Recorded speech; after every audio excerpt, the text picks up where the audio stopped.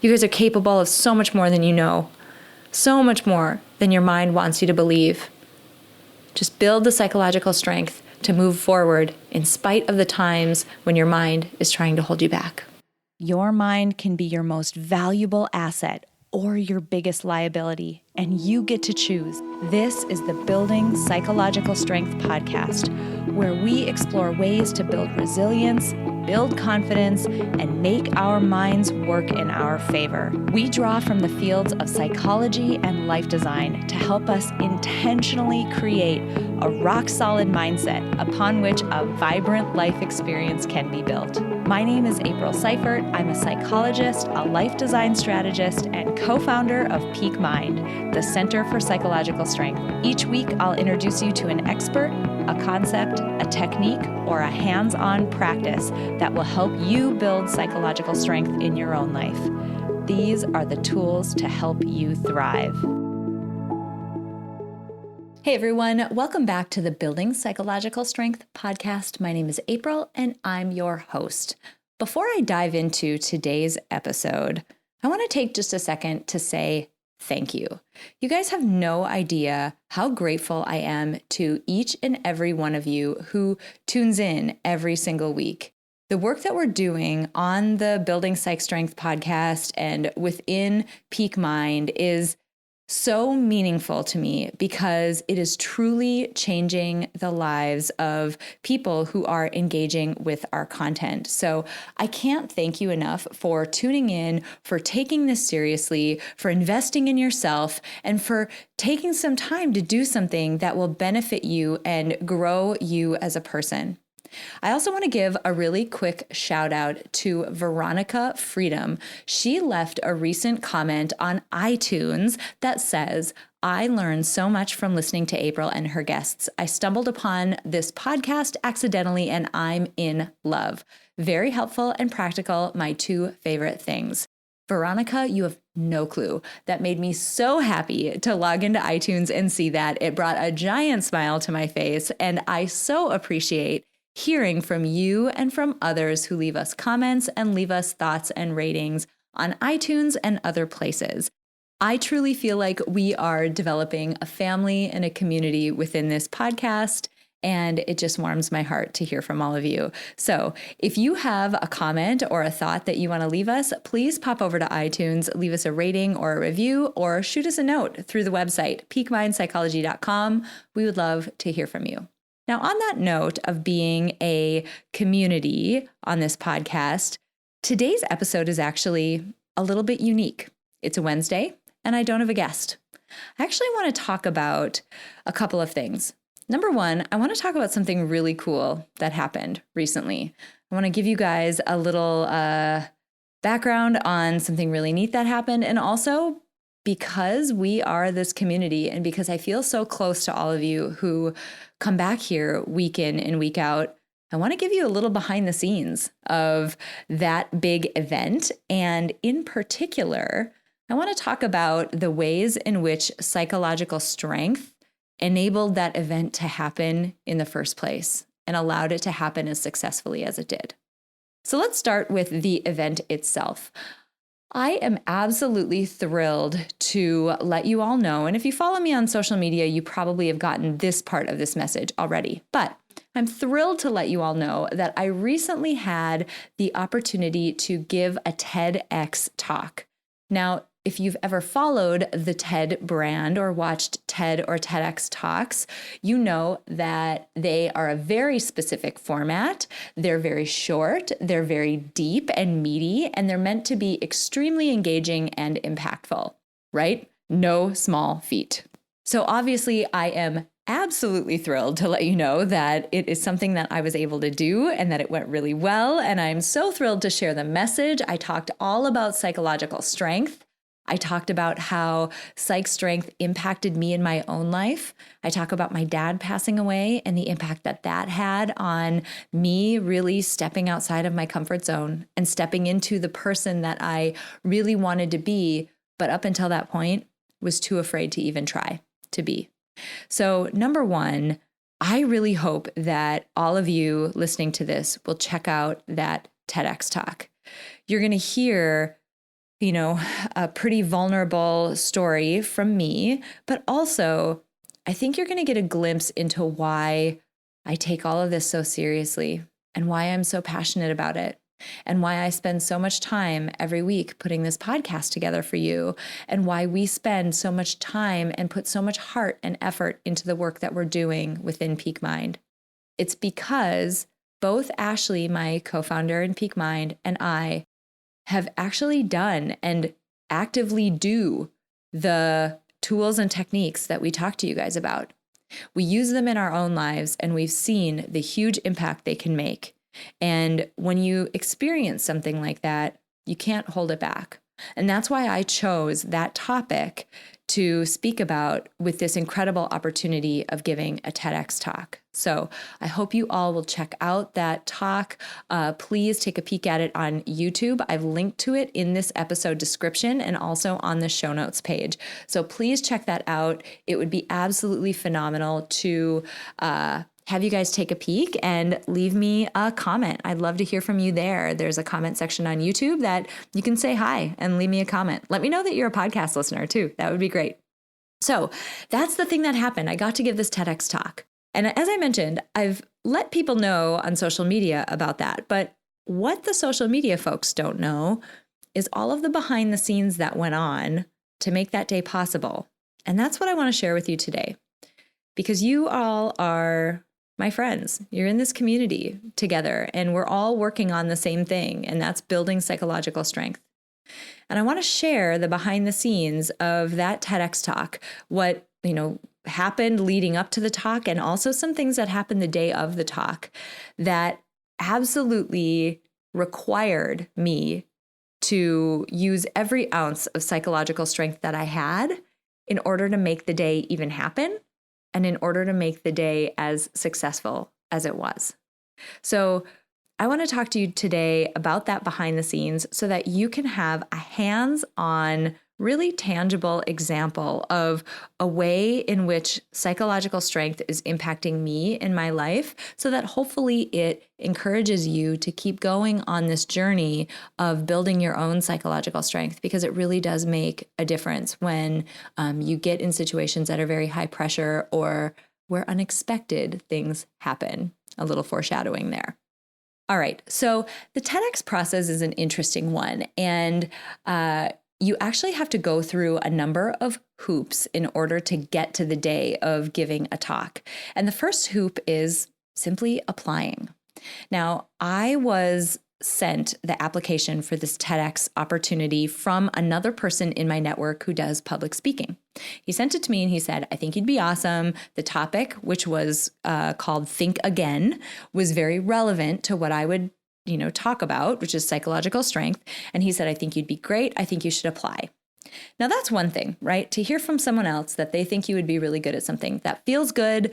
That's really wonderful. But as you know, our minds have a bit of a mind of their own. They get in the way sometimes. They send us thoughts and feelings in situations where we start stepping outside of our comfort zones because they want to keep us safe and they want to keep us in a place where we're in line with, the identity that we have, and we're in line with our comfort zone. They want to keep us squarely in there because it's comfy and it's safe. So as the day approached where I would have to actually send my application in, my mind was going crazy. You cannot even imagine every self-limiting belief that I had about myself. April, are you serious? Do you know that you have to memorize that entire talk? Do you really think you can memorize 12 minutes of content? Do you really think you can write a talk that will be engaging enough, that would be suitable for a stage like TEDx? Do you really think you can do that? You've never done something like this before. I mean, look at all these people who give these TEDx talks. These people are, Mel Robbins and, other really famous people. These people are so much better than you. Do you really think you can stand on a stage that they've stood on and give a talk that is quality enough and of a caliber that deserves to be there? That's the kind of stuff that my mind was telling me. No joke. And when our minds are feeding us garbage like that, those are the times that psychological strength comes in because we need to do something that Steve Hayes, actually, in his episode, he spoke about this quite a bit. There's this concept of diffusion, and that is separating ourselves, our just sense of self and who we are, separating it from our thoughts. If you follow us on social media, you've probably seen that Peak Mind will occasionally post the quote, "You don't have to believe everything that you think. Your mind is sending you this constant stream of thoughts, but not all of them are true or helpful, and you don't have to believe every one of them." And so I practiced a lot of the techniques that we discuss inside the membership and inside our other content. And I put some distance between myself, April, and the thoughts that my mind was sending me. I thought things like, okay, I'm noticing that I'm having a thought that I might not be cut out for something like this. And notice what I did there. I put 2 degrees of separation between myself and the thought. I'm noticing, number 1, that I'm having a thought, number 2, that I might not be cut out for this. I didn't say, I'm not cut out for this. That's really accepting that thought as part of who you are. Instead, I put some distance in between there. And that's kind of my first tip from this episode. Anytime you find your mind sending you these limiting thoughts, these thoughts that are meant to keep you in line and keep you in your comfort zone, that is one way to not squash them. They won't go away completely, but to minimize the impact that they have on you moving forward. So I wrote, after doing some of those exercises, I wrote the best application that I could think of writing. I'll admit, I hesitated longer than I would care to admit to before I hit the submit button, but I did it. I just submitted the best application I could. The other thing I did for myself is, a lot of the beliefs or a lot of the thoughts that I was having stemming from these self-limiting beliefs were telling me, April, you're never going to be able to give that talk. And what I told myself was, well, that's fine. You're not giving the talk today. You're not actually giving a TED Talk right now. All you're doing is writing an email. All you have to do is write the best email that you can. And if you get selected for an audition, we'll worry about it then.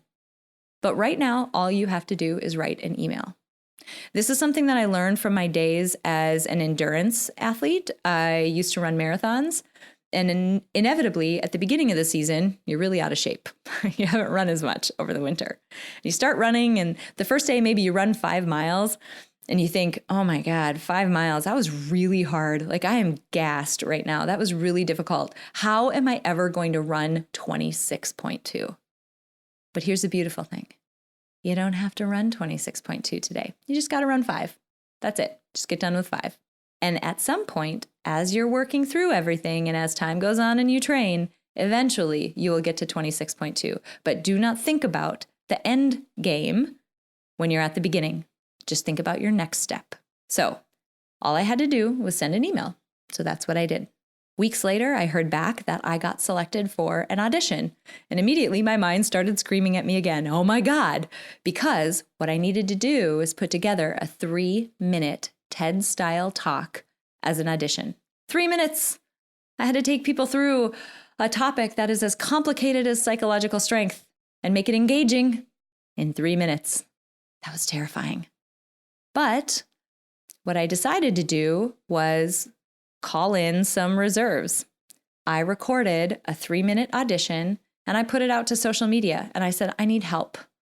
And this is another psychological strength piece, being able to admit when you need help and being able to accept help, being able to say, I am not weak because I'm asking for help. I don't want to do this alone. It's better if I do this as part of a group. So I put my audition out there and I asked people to comment on it. And they were phenomenal. The comments I got back, the feedback, it shaped that audition into something that was not recognizable from the initial one that I had recorded. And I owe everyone who gave me feedback a debt of gratitude for making that audition better than it was when I initially recorded it. Then came the day of the audition itself. I was extremely nervous, but again, I said, this isn't a TED Talk. I memorized my 3 minutes. I'm just going to go in there. I know my topic. I know psychological strength. I can answer any questions they have. I'm just going to go in there and put my best foot forward. So that's what I did the day of the audition. Now, fast forward. I ended up writing my talk. It ended up coming together, frankly, extremely well. It came together very easily. The title of the talk is Mind Over Dark Matter, a guide to uncovering your true potential. Isn't that funny that I had all these self-limiting beliefs around writing a talk that's essentially about self-limiting beliefs? Are you joking? How meta is that? Oh my gosh. So anyway, it came to the day to actually give the talk. And here's where I really want you to take notice. In my mind, I had an idea of how that day was going to go. I decided that I would get up early. I would get up at 5. I would have a very slow morning. I would drink a cup of coffee slowly in the quiet. I would practice my talk 2 more times to myself, and I would really get my feet under me and make sure that I was ready. Okay, so that's what I thought was going to happen. That's what I expected to happen. Here's what actually happened. I got sick. I was worried because I was sick and I was coughing and I was having to clear my throat a lot that my entire TEDx recording would be full of me coughing and making gross, sick noises. And I got sick because my daughter, the baby, was also sick. So that morning, instead of waking up at 5 and slowly having a cup of coffee and practicing, my daughter woke up at 4 a.m. crying because she was sick. So I was up with my daughter from 4 until about 6:30 when she went back to sleep. Instead of practicing, I was soothing a crying, sick baby. So the day kicked off in a way that I was not anticipating. After that, a little bit later on, maybe mid-morning that day, I started to experience some neurological symptoms. Now, many of you know that I have multiple sclerosis. I'm not sure if these symptoms are related to my MS or not, but I get something called a scintillating scotoma. If you want to have a good time one day, Google that and watch some YouTube videos of people simulating what those are like. But essentially what happens is I get this spot that sort of sparkles in front of my eye that looks very similar to the sort of floater that you get when you look at a really bright light. But that spot gradually grows to the point that I'm nearly blind for about 15 minutes. It just completely covers my visual field and I'm not able to see. Yeah, so that started happening mid-morning on the day of the TEDx talk. So I'm sitting here thinking, lovely, I'm going to be on stage and I'm going to get a scotoma and I'm not going to be able to see anyone in the crowd. And additionally, when they happen, if you can imagine a very big sparkly bright spot in front of you, it's super distracting. And I was really worried that I wouldn't be able to remember my 12 minutes of content that I had memorized for the last 8 weeks, that I wouldn't be able to remember it because I had this stupid scotoma going on. And then the third thing that happened is I had been working with a coach. So the TEDx group that I worked with provides you a coach to help you get ready for the day of your actual talk. And my coach and I had been working really closely together, and I was expecting that he would be able to, be there that day and kind of be somebody that I could anchor to and calm me down and whatever. He ended up having a personal health issue come up and he wasn't able to be there. So let's review. I thought I was going to get to practice and sort of get my feet under me in the morning, and that didn't happen because my daughter woke up sick. I had a scotoma and I thought I was going to go blind in the middle of my talk and be completely distracted. And my coach told me at the last minute, because of this health issue that came up, that he wouldn't be able to be there. That is not how I thought the day was going to go. Now, I am not immune to any of these normal things that happen with our mind. I'm not immune to any of them. They all happen, right? So immediately, as that stuff started happening, my mind went crazy again. And it said, oh my gosh, look at all the stuff that's going wrong. Oh my gosh, this is out of control. You don't have control over this. You're going to forget. You didn't get to practice. You're probably going to need that practice. And you're going to regret it later when you don't remember your lines. And oh my gosh. And all of that crazy mind chatter started happening. And this is where psych strength comes in. Because number one, you need to notice when your mind is doing that. It's very difficult when you're all consumed by that mental chatter, it's very difficult to have even an ounce of perception left to notice that it's happening. To be not just someone who's so sucked into your thoughts, but that you have an ounce of cognition left to observe the fact that the thoughts are happening. And luckily, I've been doing this for years. And so I was able to do that. I'm like, wait, I'm noticing that I'm having a lot of crazy thoughts right now. Yes, this is not opportune. No, this is not how I planned it. This is not the way that I would like the day to go. However, none of these individual things that happened, my daughter, the scotoma, my illness, my coach's situation, none of that has anything to do with the practice that I've put in for the last 8 weeks. None of that can take away the hours that I spent at 5:30 in the morning pacing around my kitchen practicing that talk. None of that has anything to do with that. And none of that is foreshadowing or an indication from some divine being that today is doomed. They are just things that happened. What can happen to us is that we add an extra layer of meaning. We add a story to them. And it's our mind's, way of trying to make sense of the world. It takes in information and tries to construct something that makes sense out of it. And that's what my mind was doing. But I had enough psych strength in that moment to say, wait, I know what's happening here. Even though I can feel it and it's still happening and the chatter's still there, I can observe it and I can see what's happening here. And so I said, okay, here I am. This is the situation. What do I need to do to have a successful day from here? And I decided that just meant I was going to leave a half an hour early. I was going to do my 2 practices when I got there. I would find a quiet nook to myself to do those 2 practices. And in the end, if my coach wasn't there, it's not like he was going to be on stage with me anyway. That doesn't change.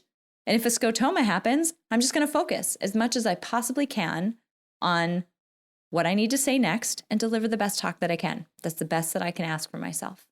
So I showed up early and I went in and did my practicing and grounded myself when I got there. And I did the same thing. I used the same set of techniques as I was about to walk on that stage to control the nervous, anxious feeling I had.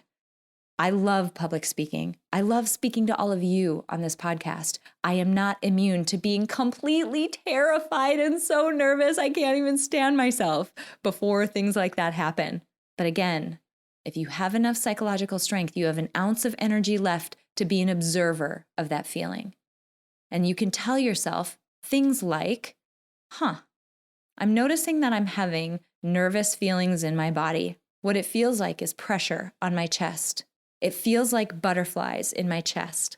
I'm feeling my shoulders rise up to my ears.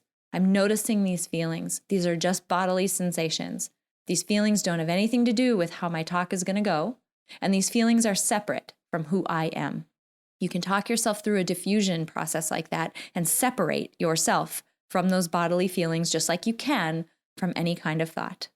And that, my friends, is the behind the scenes of what happened up until the moment that I walked on that stage, which you'll be able to see what happened from that point forward on the link that I provided in the show notes and in this episode description. I share all of that because it's very easy to look at a video like, the snazzy one that the TEDx people put together and look at it and think, wow, look at that. She wasn't scared at all. She looked really calm and poised. It was a successful talk. It went great.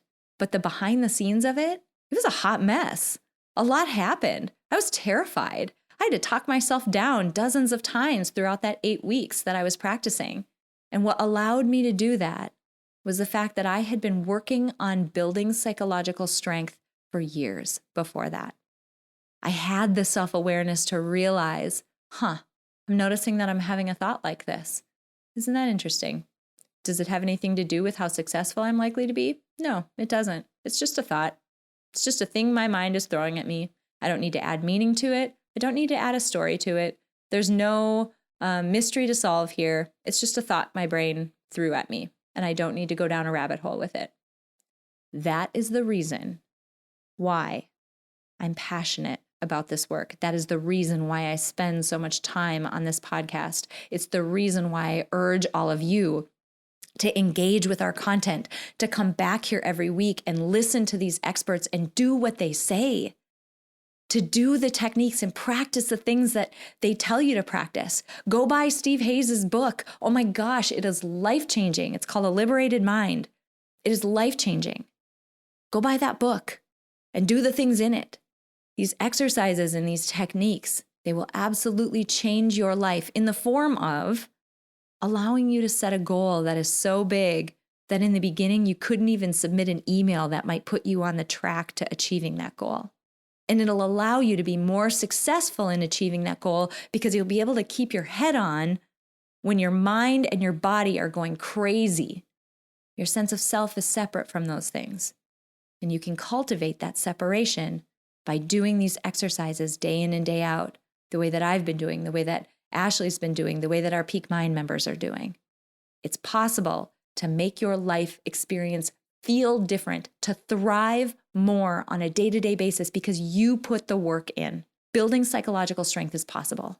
And this TEDx Talk is just one small example of a way that it has been influential in my life and something that I just had to share with all of you, this community. Something else that I want to talk about, we've been advertising for a webinar that's coming up.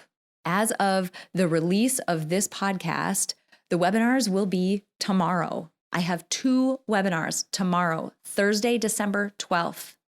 I'm going to be tackling basically the deep dive into what I spoke about in my TEDx Talk. The deep dive into the techniques that allowed me to have a successful TED Talk in the first place. That's what we're covering on that webinar. Get your butt on that webinar if you can. And if you can't, just sign up. We'll send you a replay. I want everybody to be able to have experiences like this where you can still set a bigger goal than you ever thought possible and you can keep going even though your mind is trying to hold you back. I want everybody to have the tools to be able to do that. So get on that webinar, learn these tools and techniques, and start putting them to work in your own life.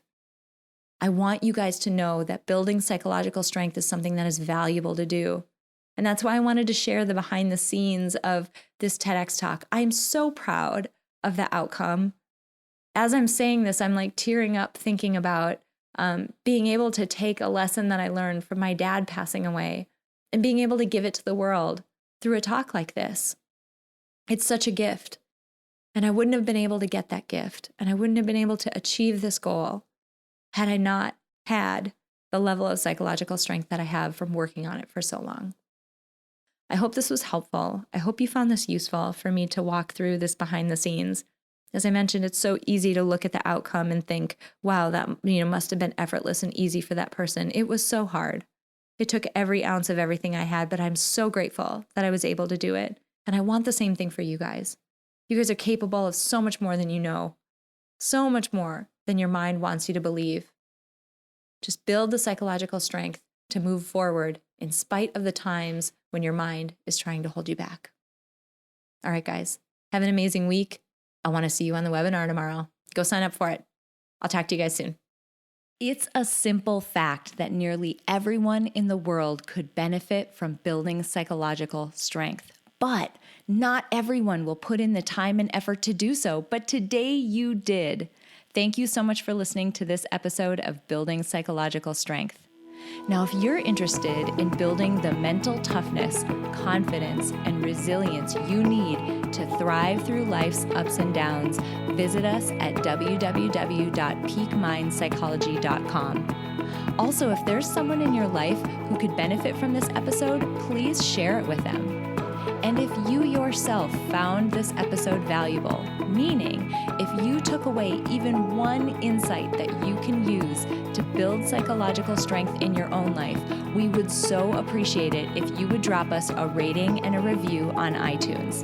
The thing is, the more ratings and reviews we have, the easier it is to get this powerful and important content out to the people who need to hear it. Remember, your mind can be your most valuable asset or your biggest liability, and you get to choose. So choose wisely, my friend. And I'll see you next time on Building Psychological Strength.